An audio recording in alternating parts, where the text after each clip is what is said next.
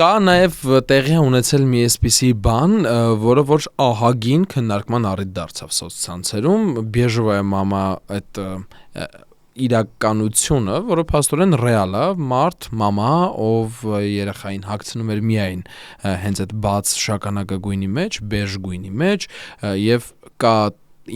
տեղեկություն կա, որ երեխային նվիրել են գունավոր խաղալիք, իսկ նա նետել է, որովհետև դա չի եղել բեժ գույնի։ Ինչի ենք զրկել երեխաներին գույներից։ Իրականում կեսկատակ կեսլուրջ իրոք այդպես է, այսինքն բեժ գույները, այդ երանգները այդ էսթետիկության մասին են, ու բնականաբար ինքը եթե տան շոտ խեղաթյուրված չի, ինքը շատ սիրուն է աչքին ու շատ հաճելի է, բայց երբ որ այտենց դառնում է հիվանդագին, որ հանկարծ ոչ մեկը ոչ ոման չնվիրեք, չգիտեմ, հատկապես այդ խաղալիքները են մանկական սիրուն, իրանք բոլորը այդ լավ գույներն են, էլի։ Բայց այդ աշխարհը ճանաչման մի մասն է, հասկանում խաղալիքը ամենաառաջին բանն է, որը երեխան ուսումնասիրում է, քանդում է, գույն է տեսնում, շոշափում է։ Բալես արև ինչ գույնի, բեժ։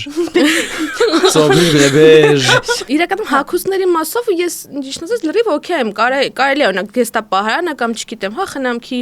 իրերն են, սենյակն է կահավորել ինչ որ տենց երանգների մեջ, դա ձևավորում է ճաշակ եւ այլն, բայց նորից եմ ասում, երբ որ այդ ամեն ինչը սիրուն է ու չափի մեջ է։ Թեմայի մեջ բացում ենք թեման բոլոր կողմերից։